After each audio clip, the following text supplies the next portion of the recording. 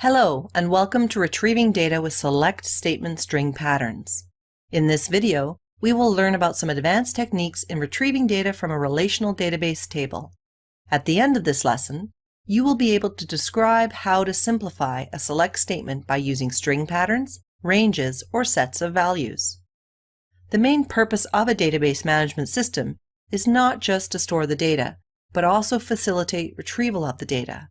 In its simplest form, a select statement is select star from table name. Based on our simplified library database model and the table book, select star from book gives a result set of 4 rows. All the data rows for all columns in the table book are displayed. Or you can retrieve a subset of columns, for example, just 2 columns from the table book, such as book_ID and title. Or you can restrict the result set by using the where clause. For example, you can select the title of the book whose book_ID is B1. But what if we don't know exactly what value to specify in the where clause? The where clause always requires a predicate, which is a condition that evaluates to true, false, or unknown. But what if we don't know exactly what value the predicate is? For example, what if we can't remember the name of the author, but we remember that their first name starts with R? In a relational database, we can use string patterns to search data rows that match this condition. Let's look at some examples of using string patterns. If we can't remember the name of the author, but we remember that their name starts with R, we use the where clause with the like predicate. The like predicate is used in a where clause to search for a pattern in a column. The % is used to define missing letters. The % can be placed before the pattern, after the pattern, or both before and after the pattern. In this example, we use the % after the pattern, which is the letter R. The % is called a wildcard character. A wildcard character is used to substitute other characters. So, if we can't remember the name of the author, but we can remember that their first name starts with the letter R, we add the like predicate to the where clause.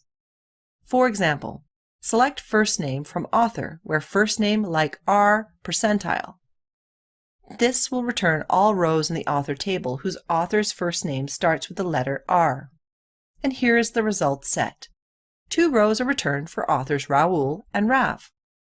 What if we wanted to retrieve the list of books whose number of pages is more than 290 but less than 300? We could write the select statement like this, specifying the where clause as where pages is greater than or equal to 290 and pages is less than or equal to 300. But in a relational database, we can use a range of numbers to specify the same condition. Instead of using the comparison operators greater than or equal to, we use the comparison operator between and. Between and compares 2 values. The values in the range are inclusive. In this case, we rewrite the query to specify the where clause as where pages between 290 and 300. The result set is the same, but the select statement is easier and quicker to write.